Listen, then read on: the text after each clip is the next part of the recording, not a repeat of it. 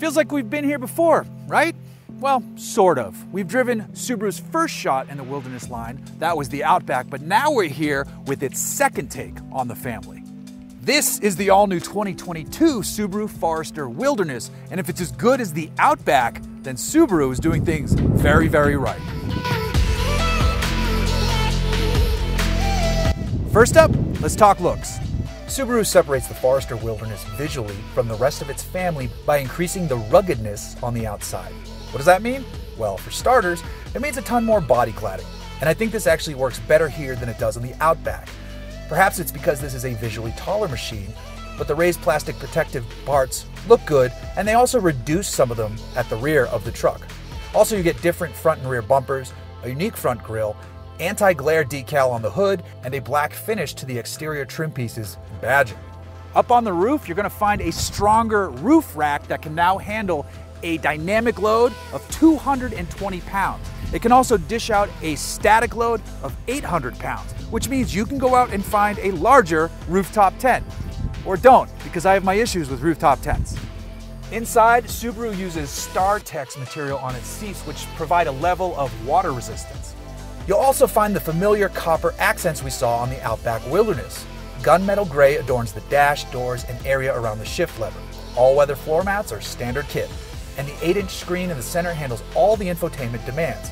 There's a bass stereo, but you can step up to a Harman Kardon 9-speaker setup and a power rear tailgate for a bit extra dough. The most interesting things, though, pop up when we talk about expanded capability. Compared to the non-Wilderness Forester, this model here adds ½ an inch of ground clearance to arrive at 9.2 inches. The approach angle increases to 23.5, departure rises a bit to 25.4, and breakover jumps 1.4 degrees to 21.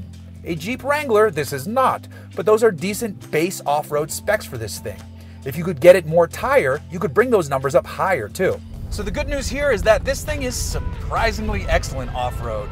Subaru retuned the suspension. It's really nicely damped. It feels great. We've been driving it on a combination of some surprisingly technical stuff and some nicely graded fire roads with the occasional whoops and rocks in it. And this thing just rolls right over it. And it's not like this has some super aggressive all-terrains. This has those same Yokohama Geolanders that we found on the Outback Wilderness in the same 17-inch wheels. I would love to see what this could do with a little bit more tire. I would love to see if you could put an offset 16-inch to clear the front caliper and really, really push this just a bit further. But you're not going to go that crazy because you don't have that crazy of an engine. Under the hood is a 2.5-liter Boxer 4 making 182 horsepower and 176 pound-feet of torque. Not a monster engine, but it does work well, and despite the fact that this does have a CVT, it's really nicely tuned for the application. If anyone is doing CVTs well, like if you had to go with a CVT, the answer here would be Subaru's CVT. And this has X mode, and X mode turns off and on depending on your speed. You don't have to reset it. It has a dirt mode, it has a snow mode, it has a mud mode. It has all this good stuff. But don't forget, this isn't designed to be a monster off-roader. It's designed to get you out to do something fun, like kayaking, mountain biking, rock climbing, any of that stuff.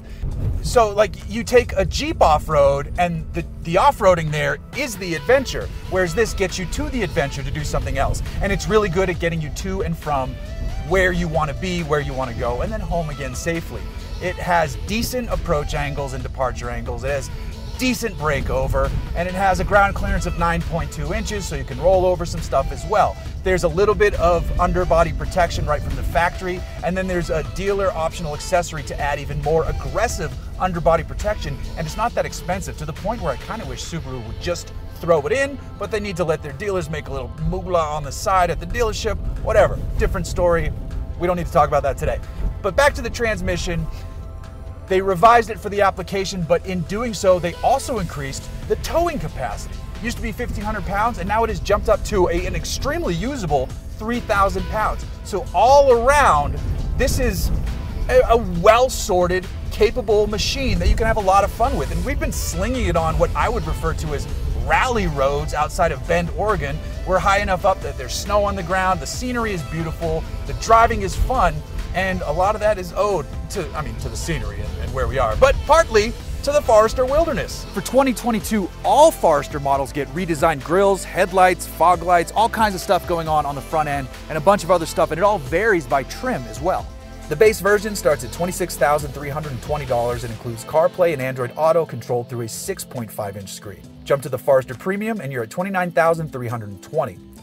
The Sport, which adds some extra safety features like blind spot monitoring and lane change assist, also gets some Sport badging, 18-inch wheels, and a black roof spoiler, costs $30,890. At the top of the range sit the Limited and Touring, which cost $33,000 and $36,420 respectively. And then you have the Wilderness, which slots in between the Limited and Touring with a starting price of $33,945. If you want the upgraded stereo and power rear liftgate, it's an extra $1,850. So for under $36K, you have an amazing, fun, and capable adventure machine in the 2022 Forester Wilderness. It's amazing to find anything for under $40,000. So buy one of these, load up your bikes or kayaks on the roof, put a good tent in the cargo area, and then set off an adventure, because this is what this thing is all about.